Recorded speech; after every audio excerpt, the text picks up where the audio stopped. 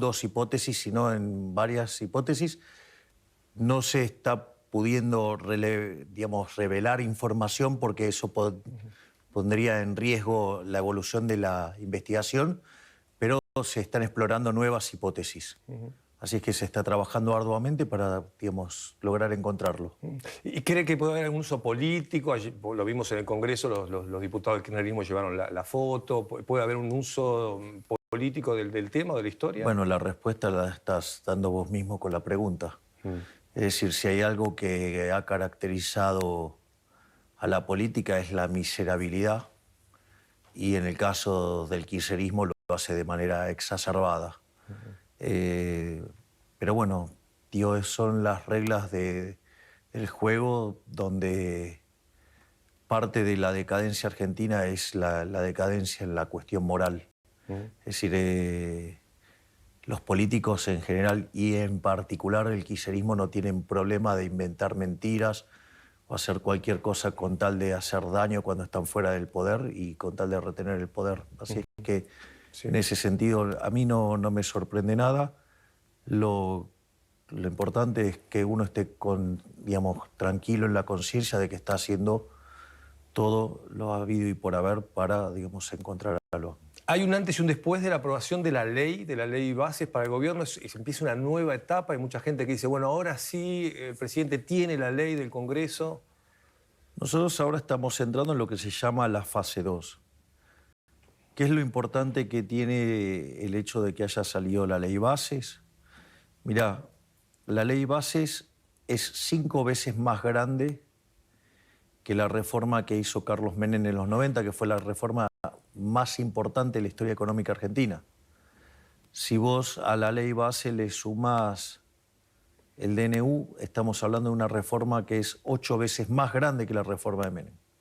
Por lo tanto, te diría que en 6 meses hemos hecho más por la Argentina que lo que se hizo en los últimos 100 años. Eso es lo que tiene que ver con la cuestión estructural y naturalmente eso implica poner un punto final a la decadencia que trae la Argentina en los últimos 100 años. Implica un salto en el ranking de libertad económica de aproximadamente 90 puestos. Por lo tanto, empezamos a parecernos a países como Alemania, Italia, Francia. Esto no es menor porque los países más libres crecen el doble que los reprimidos. El PBI per cápita es 12 veces más grande y además hay 25 veces menos de pobres en el formato estándar y 50 veces menos en el formato extremo. Por lo tanto, esto es un elemento fundamental para impulsar el crecimiento de largo plazo. Y si bien por el momento llevamos 800 reformas, o sea, enviamos 1000, quedaron 800, o sea, tenemos 3200 pendientes más. Así es que no vamos a parar hasta que Argentina sea el país más libre del mundo. Ese es el primer punto. El segundo punto tiene que ver con el manejo de la macroeconomía, lo que tiene que ver con el corto plazo. Nosotros básicamente la primera fase era la consolidación de la hipótesis del déficit cero. Lo logramos en el primer mes. Dijeron que no era sustentable, dijeron un montón de cosas. La realidad es que los números de los 5 primeros meses fueron muy positivos. Junio tiene una cuestión de estacionalidad, pero digamos, cuando vos tomes los 6 meses vamos a estar en claro superávit. De hecho, tenemos un exceso de caja que va a servir para más que pagar la carga de intereses que tenemos del mes de julio. Por lo tanto, lo que tiene que ver con la consolidación fiscal está... O sea, ¿para usted está ordenada la macroeconomía? No, digamos, la estamos ordenando. O sea, digamos, no dije que estuviera terminada la tarea. Dije que estamos logrando hitos muy importantes. Por otra parte, en ese sentido, consolidar el déficit cero en la línea financiera implica que la relación deuda-producto no te va a crecer más y eso es una condición de solvencia. Por lo tanto, tarde o temprano el riesgo país va a colapsar y por ende eso te va a generar un proceso en el cual se te impulse el crecimiento. Además, la economía claramente ha dado muestras de haber tocado un piso entre marzo y abril, Cuando vos mirás los indicadores contra el año pasado, claramente son negativos, pero cuando vos mirás las comparaciones mes sobre mes en términos de desestacionalizado, vos tenés que ya empieza a haber muchos indicadores positivos. Los índices de difusión están todos arriba del 50%, quiere decir que más de la mitad de la serie está tirando positivamente. Cuando vos tomás los indicadores líderes te están anticipando una salida. Y eso vos lo podés explicar por el lado de la demanda, porque tenés una recuperación tanto en las jubilaciones como en los salarios reales. Los salarios reales, de hecho, vienen creciendo los últimos 2 meses de manera marcada. Estamos en niveles tanto en jubilaciones como en salarios reales por encima de los niveles que teníamos en noviembre del año pasado. Y al mismo tiempo tenés condiciones para que haya un rebote por un problema de dinámica de stocks. Es decir, la gente cuando vio lo que se estaba viniendo prefirió estoquearse, con lo cual sobrereaccionó en términos de producción y eso también te pegó negativamente y ahora lo tenés que recomponer. Y por otra parte, Argentina es una economía fuertemente descapitalizada. Eso hace que todos los retornos reales de la economía sean muy altos y por ende eso favorece la inversión. Al mismo tiempo, lo otro que vos tenés es el hecho que el ajuste fiscal, que es el más grande en la historia de la humanidad, en tiempo récord, te estaría aportando 15 puntos de ahorro y eso favorece al crecimiento económico. Y obviamente que habiendo pasado la ley bases, esto se va a repotenciar más. En la última semana hubo grandes anuncios de inversiones. Y por otra parte estamos trabajando fuertemente con el tema monetario para exterminar definitivamente la inflación. Siempre remarco la situación que heredamos, ¿no? Porque cuando vos lo tomás en términos de inflación mayorista, que es la que se adelanta, la inflación de diciembre cuando nosotros llegamos era 54%. Eso anualizado te da 17.000. Y la inflación, la del último mes, fue del 3,5%. Eso significa el 50% anual. Es decir, la inflación la bajamos del 17.000 al 50%. Y estamos entrando ahora en lo que sería la fase 2 del programa de estabilización, que es, bueno, terminamos con lo que es el déficit cero y eso ya está consolidado. Ahora vamos a lo que es la emisión cero. Es importante explicar lo que significa la emisión cero porque me sorprende la torpeza y el bajo nivel, casi diría pobrísimo y hasta que asusta, la pobreza intelectual de los analistas económicos locales, porque, digamos, no sé, el error lo comete un periodista, digamos, un no profesional lo puede entender, un no profesional de la economía. Ahora, digamos, que el error lo cometan tipos hasta con doctorados en universidades muy prestigiosas, uno ya no sabe si es ignorancia o mala fe. El criterio es que la base monetaria amplia quede fija. Cuando vos tomás la base monetaria, en Argentina, la base monetaria común, en lo que va del siglo XXI estuvo en torno al 9% del PBI, 10% del PBI. Hoy la base monetaria simple es de 2,8% del PBI, o sea, con lo cual sería un nivel de base monetaria propio de niveles previo a una hiperinflación. Y a eso, digamos, si vos le sumás los remunerados, estamos en torno a 6, 7 puntos del PBI. Ahora, entonces, ¿qué significa esto de la emisión cero? Que la base monetaria amplia va a quedar igual. Lo que va a cambiar en un movimiento virtuoso es que conforme aumente la demanda de dinero, ¿qué es lo que pasa? Como bajó la tasa de inflación, como bajó la tasa de interés nominal, eso hace que la gente demande más dinero. Al demandar más dinero, ¿qué pasa? Va y le pide al banco que le dé el depósito y ahora como los billetes son más grandes, no tenés problema de tenerlos encima, por decirlo de alguna manera. En ese contexto donde te aumenta la demanda de dinero, el banco se da vuelta y le exige al Banco Central que le pague el remunerado. Entonces, ¿vos qué es lo que ves? Conforme aumenta aumenta la base monetaria en su formato tradicional, van cayendo los pasivos remunerados y la base monetaria amplia queda constante. ¿Cuándo termina ese proceso virtuoso? Cuando la base monetaria, en el sentido tradicional, coincide con la base monetaria amplia, es decir, terminaste de eliminar todos los pasivos remunerados. Después hay otra cuestión más que tiene que ver con la marcha de la inflación. La verdadera marcha de la inflación es, vos hoy tenés una tasa de devaluación mes por mes del 2%. Sí. Algunos piden que sea mayor. Bueno, digamos, o sea, que pidan lo que quieran, digamos, o sea, son los mismos que vienen pifiando hace 6 meses todo. Así que la verdad que lo que digan, a mí ya me tienen absolutamente sin cuidado. No va a cambiar ese número del 2%. No, yo no voy a cambiar las cosas, y menos voy a cambiar las cosas por tipos que vienen pifiándoles hace 6 meses todo el tiempo. Entonces, pero, perdón, presidente, si cambia el contexto internacional, por ejemplo, Brasil devaluó 10% su moneda. El problema de la moneda de Brasil es un problema de la moneda de Brasil, no es un problema nuestro. Digo, si es por eso, nosotros fuimos los grandes devaluadores del siglo XX y eso no nos hizo más competitivos. No. Así que con lo cual, digamos, o sea, hablar de competitividad y tratar de, digamos, tocar el tipo de cambio nominal, cuando vos no tenés un problema con la emisión monetaria, demuestra que están bastante flojitos de papeles. Pero no importa, quiero seguir con esto. Entonces, por ejemplo, hoy nosotros en la núcleo o en mayorista la inflación es 3,5 y la pauta de devaluación es 2, con lo cual lo que hay que achicar es 1,5 puntos de inflación.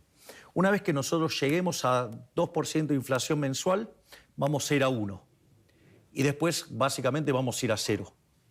Una vez que llega a 0 tenemos que ver si tenemos que emitir por el tema... ¿Por qué se daría ese proceso de que llegás al 2%, después llegas a 1 y después...? Porque, digamos, la cantidad de dinero no está modificándose.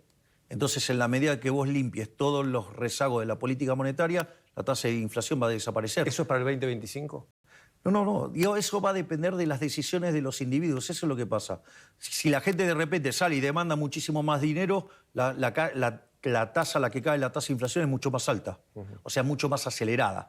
Entonces, en ese contexto, cuando vos llegues a 0, ahí no tenés más el tema de la tasa de evaluación. Entonces ahí tenemos que elegir si vamos a dejar el tipo de cambio flexible o fijarlo, y eso lo vamos a determinar en función de cuánto quedó de base monetaria en términos de PBI, para saber que no hemos exagerado el ajuste monetario, por decirlo de alguna manera. En esa situación, si también tenemos resuelto el problema de los puts, automáticamente están dadas las condiciones para abrir el cepo. Es decir, con lo cual estos son los 3 elementos que vos tenés que estar mirando para también terminar con el fin del cepo. 2011 tenemos el cepo, porque digo, les toca a ustedes también gestionar un agotamiento de la gente con respecto a la inflación, o sea, convivimos con casi 17 años de inflación los argentinos y con un cepo que está desde el 2011, ¿no? Es decir, hay una ansiedad de que se resuelva. Yo entiendo los problemas de la ansiedad, digamos. Ahora yo te hago una pregunta. Tomá todos los videos, vos me has hecho notas antes y todo, videos míos hablando sobre la inflación. ¿Cuánto tiempo tarda para bajar la inflación? 18 meses. Ok, ¿cuánto llevamos? 6, 7. Y desde 17.000 la bajamos a 50. ¿Me comprendés lo que te digo? Es decir, nosotros estamos haciendo reformas estructurales para cambiar la decadencia de los últimos 100 años. Ahora, que eso sea instantáneo es bastante ingenuo. Es decir, de vuelta, pero yo puedo entender la ansiedad de la gente, puedo entender la ansiedad en aquellos que no están entrenados en economía. Sí. Me resulta raro. Los economistas, claro. Los economistas. Sí. Pero bueno, algunos dicen que se puede salir ya, otros dicen que no se puede salir del cepo. Sí, ¿no? Escuché a uno que dijo que se puede ir ya y le pegaron una patada en el traste a los 15 días cuando hizo los anuncios. Así el doctor López Murphy. Sí, bueno, por eso. Digamos que antes se fije cómo le fue a él en la historia. Digamos, antes de estar hablando opiniones. Es decir, si quiere tomar esas decisiones, que vaya, se presente y gane las elecciones y sepa lo que es estar sentado en aquel sillón. Y otros creen que no se puede salir del cepo, pero no hay fecha. O sea, usted no quiere dar una fecha hoy de cuándo... A ver, no hay fecha y voy a explicar por qué. Voy a explicar por qué. Y agrego esto a la respuesta que va a dar. Los que quieren invertir, ¿no están esperando justamente que pueda liberar el cepo para decir, bueno, voy a invertir porque sé que es un país confiable? Son dos cosas distintas. El primer punto es por qué no podemos dar una fecha. Porque esta no es una economía dirigista. Entonces, el proceso de estabilización que estamos haciendo nosotros es un proceso que no violenta los derechos de propiedad. Entonces, no tuvimos una hiperinflación previa, a pesar de que recibimos un contexto con las peores características de las peores 3 crisis de la historia argentina, porque teníamos un sobrante monetario de lo que era peor que el Rodrigazo, teníamos el balance del Banco Central en peor situación que el previo de la hiperinflación del Alfonsín en el 89, e indicadores sociales peores que los que teníamos en el 2001. Eso fue lo que recibimos nosotros. Primer punto. Segundo punto. No hubo una hiperinflación que generara la licuación de activos financieros de modo tal que estabilizar se vuelve muy rápido y fácil. No solo eso, sino que además, con el costo social que eso tiene, ¿no? Sí, Digo, claro. hubieras visto la pobreza en 95%, o sea, una locura. Primer punto. Segundo punto es, tampoco hicimos controles de precios. Tampoco hicimos expropiaciones, como proponían muchos. Es decir, el problema de los pasivos remunerados nosotros lo estamos resolviendo a mercado. Y además tampoco fijamos el tipo de cambio, que es una forma de acelerar el proceso de desinflación.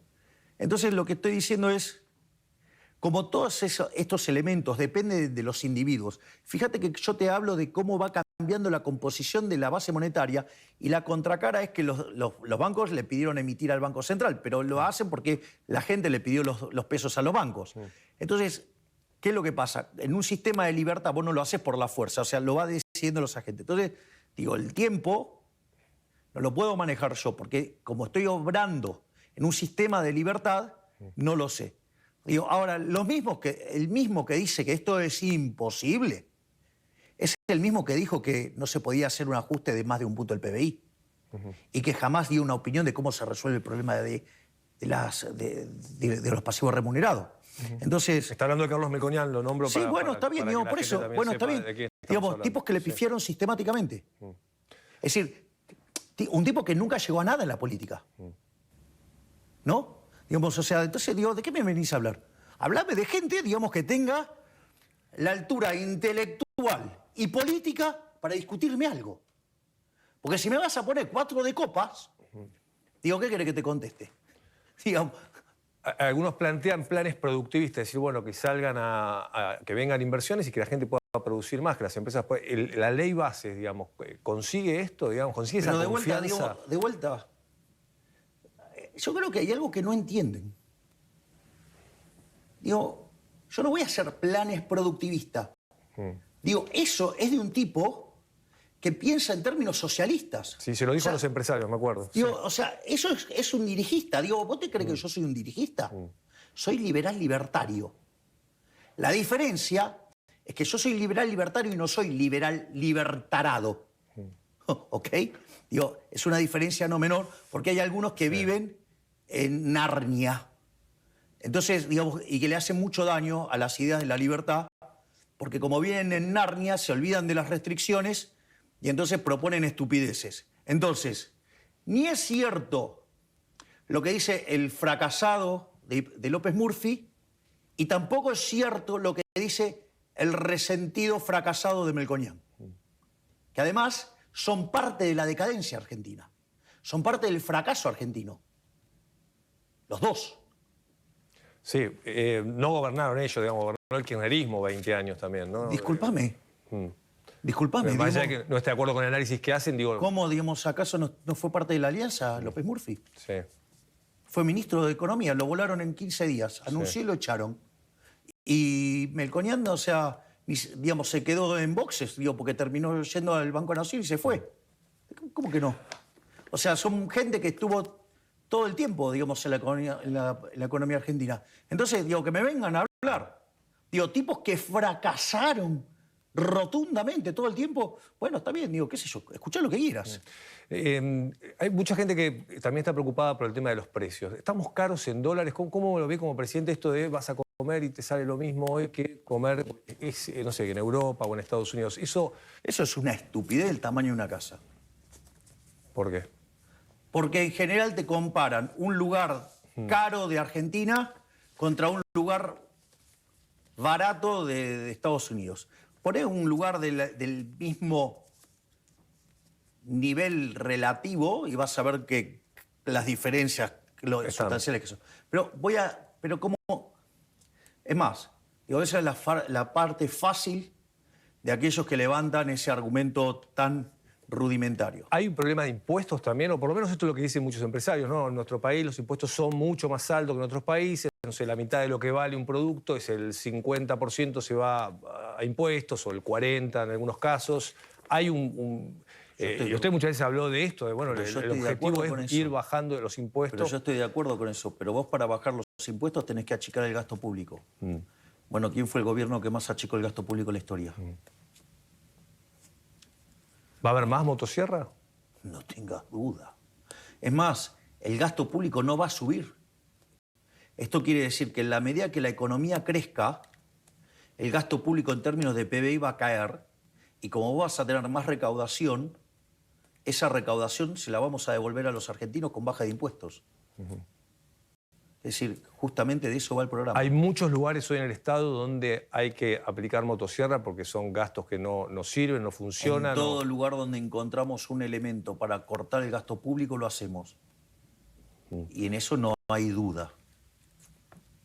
Hay quienes critican que hay funciones del Estado muy relevantes, entonces no van a existir. De hecho, bueno, lo usaron con el caso Logan, decir, bueno, el gobierno no está financiando organizaciones que están detrás de la trata. Yo te hago una pregunta.